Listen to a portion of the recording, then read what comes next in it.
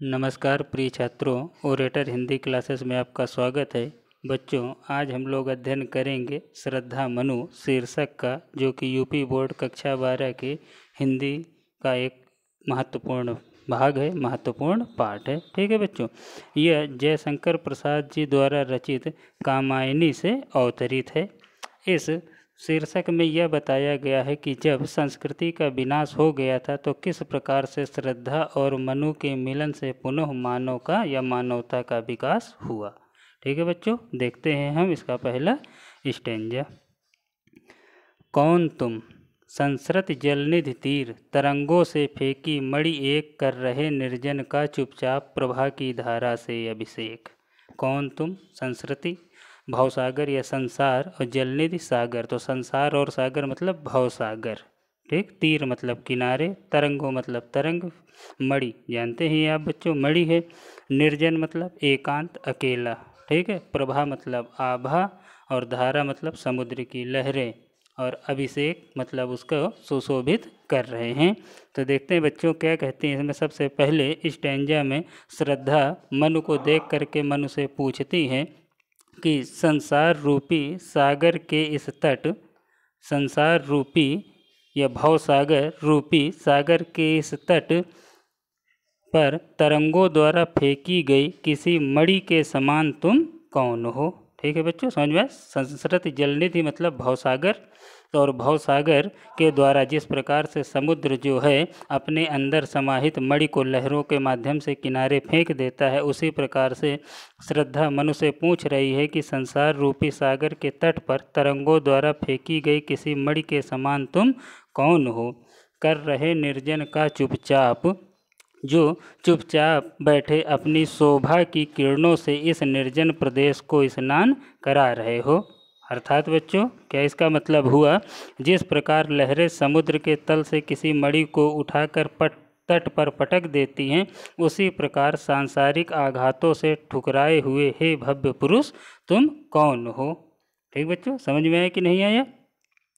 आगे देखिए बच्चों, मधुर विश्रांत और एकांत, मधुर विश्रांत और एकांत, मधुर मतलब सुंदर मीठा, विश्रांत मतलब थका हुआ, एकांत निर्जन या अकेला, जगत का सुलझा हुआ रहस्य, एक करुणा में सुंदर मौन, करुणा में जिसके मुख पर करुण हो, दुख हो, वेदना हो, शांत हो जिसका मुख, और चंचल मन का आलस्य।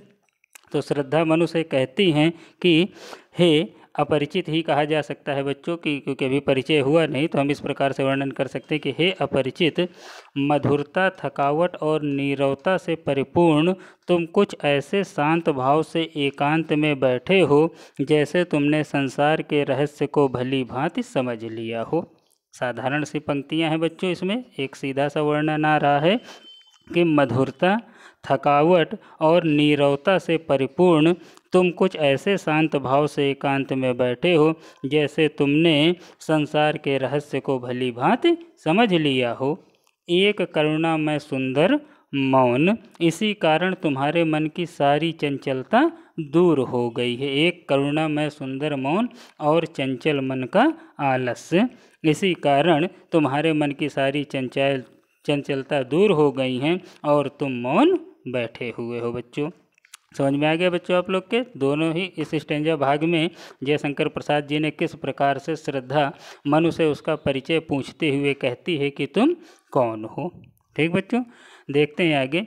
सुना यह मनु ने मधुर गुंजार, मनु ने जैसे ही ये इतने मीठे शब्दों का गुंजन सुना, मधुकरी का सा जब सानंद, मधुकरी मतलब भ्रमरी, और सानंद मतलब उच्चारण हो जाएगा बच्चों जिस प्रकार से आपका या आनंद युक्त हो जाएगा, तो मधु से मिश्रित शब्दों को कहा जाएगा कि मधुकरी सानंद। ठीक, तो जब मनु ने यह इतने मीठा गुंजायमान सुना या एक वर्णन सुना, आवाज़ सुनी जो कि बिल्कुल ऐसा लग रहा था मधु या शहद में लपेटी हुए शब्दों को उसकी तरफ भेजा गया हो।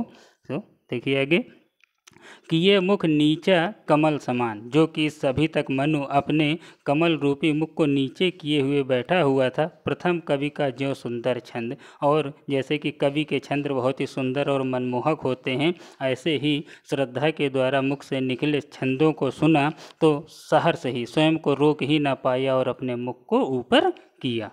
एक झटका सा लगा सहर्ष, और जैसे ही अपने सामने उस मनु ने श्रद्धा को देखा तो एक अचानक झटका सा लगा, जैसे कोई अभूतपूर्व चीज़ उसके सामने आ गई हो। किसी के भी सामने कोई अभूतपूर्व अलौकिक शक्ति आ जाती है तो हमारा मन प्रफुल्लित हो जाता है, यह एक झटका सा लगता है। तो एक झटका सा लगा सहर्ष, निरखने लगे लुटे से। निरखने लगे लुटे से, निरखना मतलब देखना, और लुटे से मतलब ऐसा लग रहा है कि जैसे उनको देखते हुए स्वयं को मनु ने श्रद्धा पर वार दिया हो, एकदम लुट से गए हों।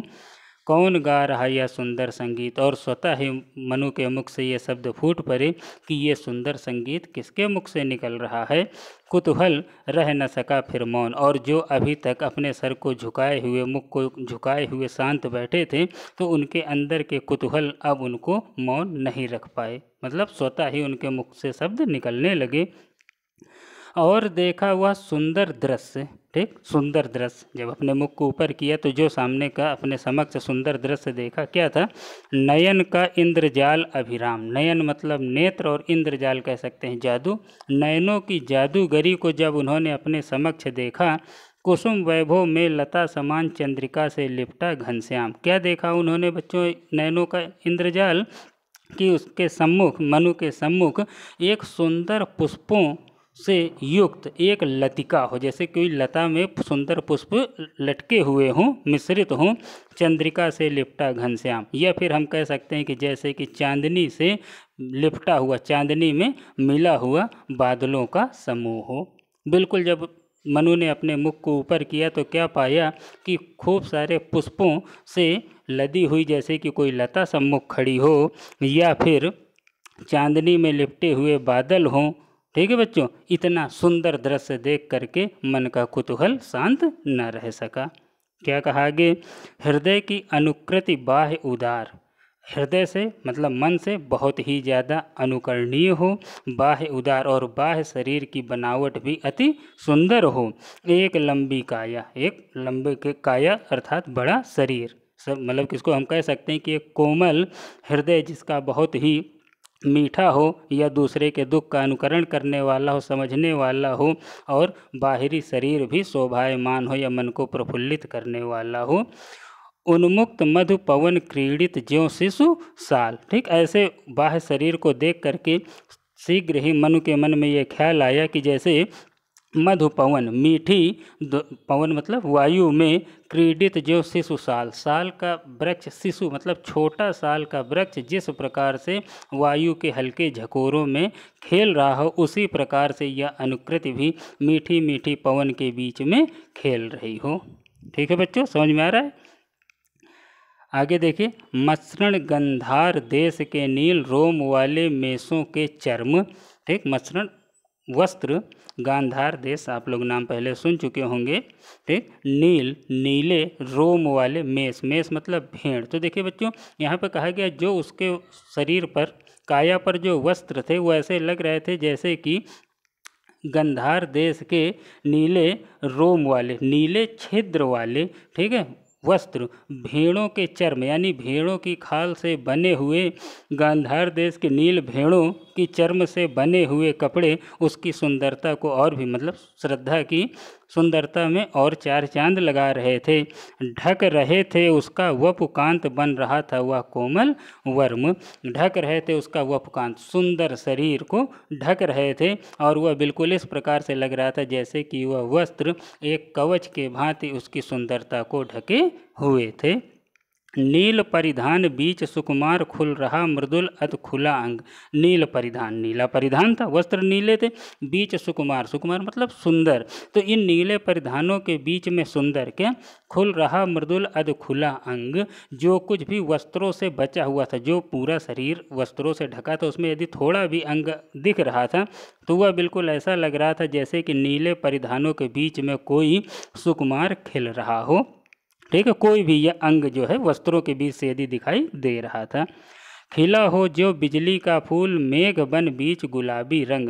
तुलना करते हुए जयशंकर जी कहते हैं कि खिला हो जो बिजली का फूल, ऐसा लग रहा था उस अधखुले अंग को देख करके कि जैसे कोई बिजली का फूल खिला हो। कहाँ पर? मेघ बन बीच गुलाबी रंग, बादलों के बीच में कोई गुलाबी रंग का पुष्प, बिजली का फूल, बिजली का पुष्प खिला हो। ओह वह मुख पश्चिम के व्योम। पश्चिम, आप लोग को मालूम बच्चों कि जब काले बादल छाते हैं तो पश्चिम की तरफ से छाते हैं, तो उसका मुख देख करके बिल्कुल ऐसा लग रहा था जैसे पश्चिम में कस के घटाएं या बादल छा रहे हों, बीच जब घिरते हों घनश्याम। तो पश्चिम के आकाश में जब काले काले बादल कस के छा जाते हैं तो नीले बादल कह सकते हैं क्योंकि नील परिधान है।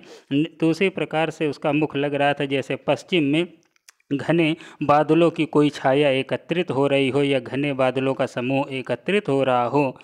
अरुण रवि मंडल उनको भेद दिखाई देता हो छविधाम। अरुण मतलब सूर्य, मतलब सूर्य की रोशनी, रवि सूर्य। ऐसा लग रहा था कि खूब घने बादलों का समूह है और जिसके मध्य से सूर्य की किरणें बाहर निकल करके आ रही हों और इस छविधाम सुंदर धाम पर पड़ रही हों। इस प्रकार से नीले परिधान के बीच में थोड़ा सा भी खुला अंग इतना प्यारा और अनुकरणीय या सुशोभित हो रहा था। ठीक है बच्चों, ये आपका इतना भाग हो गया। आगे इसके मैं अगले आपके वीडियो में बताऊंगा बच्चों। उम्मीद है आप लोग को अच्छे से समझ में आया होगा। लाइक, सब्सक्राइब और कमेंट करना ना भूलें।